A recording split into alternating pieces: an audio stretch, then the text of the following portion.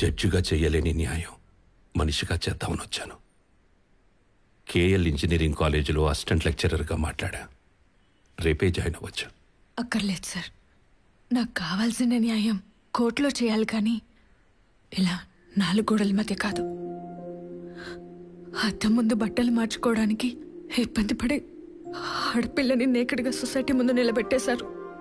చిన్న జస్టిస్ కోసం తెగించి కోర్టు మెట్లు ఎక్కిన పాపానికి మళ్ళీ లేగలేనంత లోతుకు తోసేశారు. అది కాదమ్మా.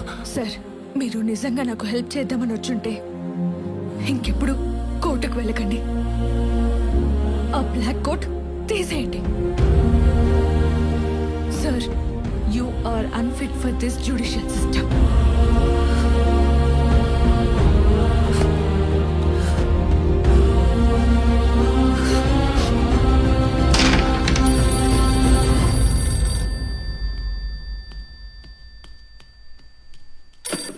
హలో, నాన్నగారు ఉన్నారమ్మా?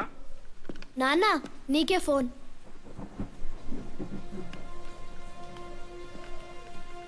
హలో సార్, నేను ఎస్ఐ శివరావుని.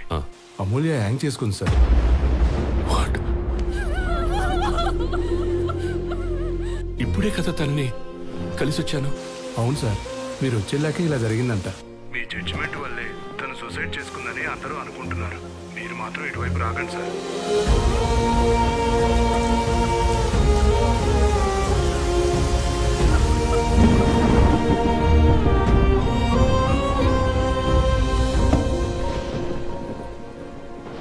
రెసిగ్నేషనా? ఇదేంటండి ఇలా? ఎంతో కష్టపడి చదువుకొని పైకొచ్చి ఏం చేశా? జడ్జి అనే పదానికి, ఆ ధర్మాసనం మీద కూర్చున్న నాకు, జనమిచ్చే గౌరవానికి, నేనిచ్చే తీర్పుకి సంబంధం లేనప్పుడు ఇక నేనెందుకు అక్కడ ఉండాలి? జైల్లో ఉండాల్సిన వాడు గెస్ట్ హౌస్లో ఉన్నాడు. కాలేజీలో ఉండాల్సిన అమ్మాయి శవమై వేలాడుతోంది. ఒక ఆడపిల్లకి న్యాయం చేయలేని బ్లాక్ కోటు ఉంటే ఎంత, పోతే ఎంత? ఈ వ్యవస్థని మార్చగలిగే శక్తి లేనప్పుడు వ్యక్తిత్వాన్ని చంపుకొని బతకూడదు. కోర్టులో గెలిపించలేని అమూల్యనే కనీసం తన ఆఖరి కోరికనైనా తీర్చి గెలిపిస్తా.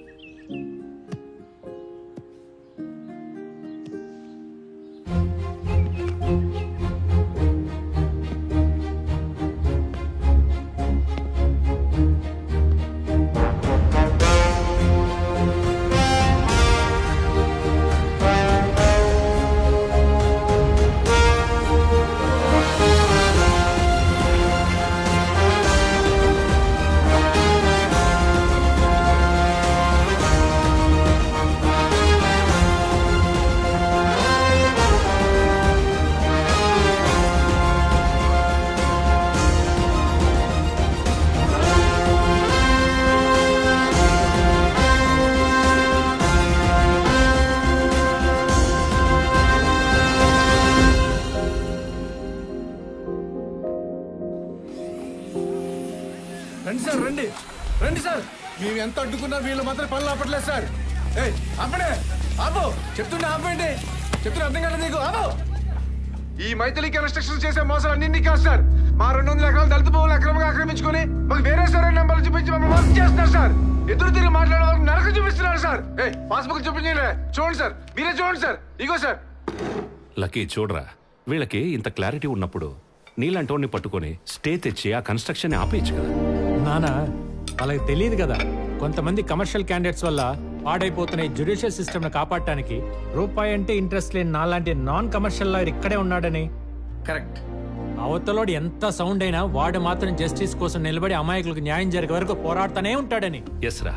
అయితే ఆ ఛానల్ వాళ్ళకి కాల్ చేసి అతని నంబర్ తీసుకుని నీ దగ్గర తీసుకొస్తా. నానా ఛానల్ కాల్ చేస్తే వాళ్ళు ఎందుకు ఇస్తారు? అటు చూడు, ఎవడి కన్స్ట్రక్షన్స్ గురించి బ్యాడ్ గా టెలికాస్ట్ చేస్తున్నారు, వాడి ప్లాట్లే కొనమని కింద యాడ్ చేస్తున్నారు. అంతా కమర్షియల్, మళ్ళా ఎథికల్ గా ఉండరు నానా.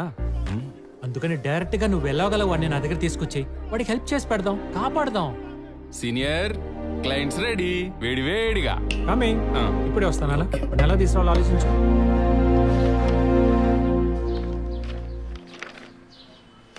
పాషా అంటే ఓల్డ్ సిటీ పాషానే.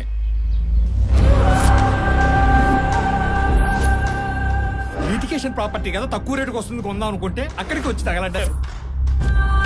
పెద్ద మనుషులను తీసుకెళ్లి కూర్చోబెట్టి ఇది తప్పురా బాబు అని చెప్పడానికి చూస్తే వాళ్ళ మొహాల మీద ఉమ్మేసి తల పగలగొట్టి అల్లరల్లరి చేసి ఇంకెవడొచ్చినా కదలని పొజిషన్ లో సెటిల్ అయిపోయారు.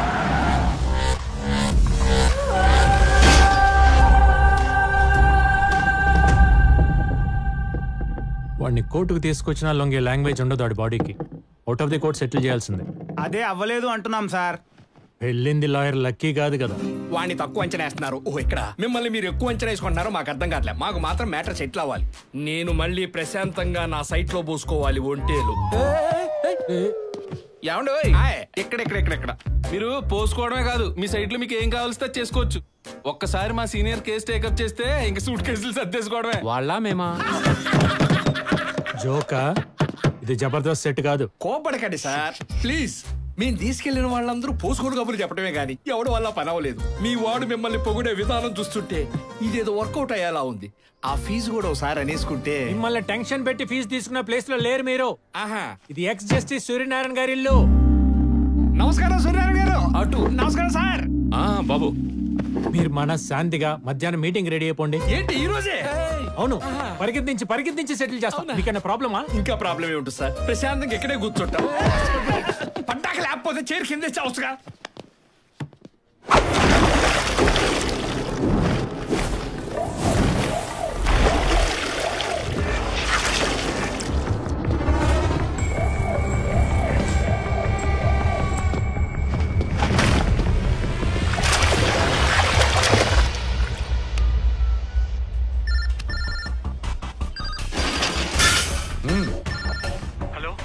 నేను లాయర్ లక్కీని మాట్లాడుతున్నా. బజ్జీ నమస్తే బ్రో. నేను ఓల్డ్ సిటీ పాషాకు ఆపోనెంట్ గా కేసు ఒప్పుకున్నా అని చెప్పేసి నన్ను మర్డర్ చేయడానికి 1 2 3 4 15 మంది వచ్చారు సార్. దోలకి దుకాణం పెడితే అరక్కి గారం పెట్టిందంట. మరి కేసు ఎందుకు ఒప్పుకున్నా? సార్ ఒప్పేసుకున్నాను కదా, వచ్చి కాపాడండి సార్. ఈ కేసు గురించి ఇన్ఫర్మేషన్ ఇచ్చిందే ఆడు. తుమారకు మారనే బాధి ఆతాది. పాషా గారు ఇది కరెక్ట్ కాదు కదా. కరెక్ట్ కాదు. ఒక లాయర్ని గిట్ల నిలబెట్టి వాదించుడు తప్పే కదా, శిక్ష పడాలి.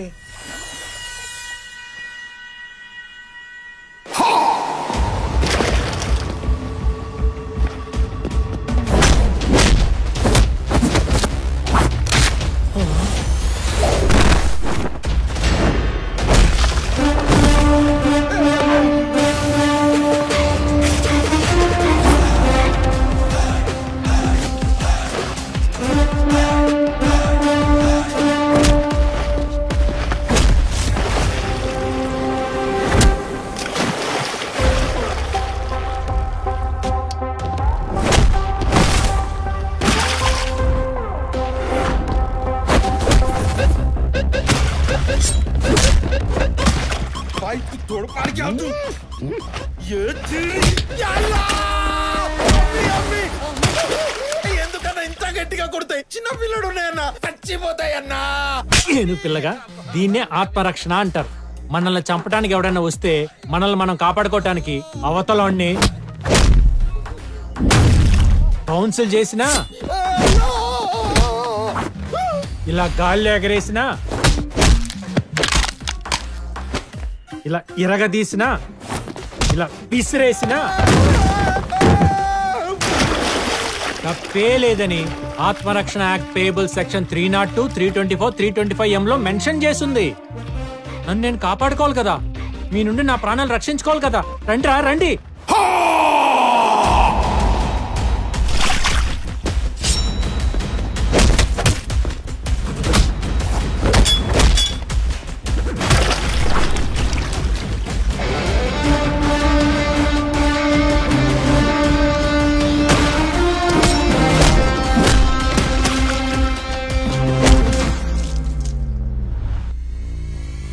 चल भाग रे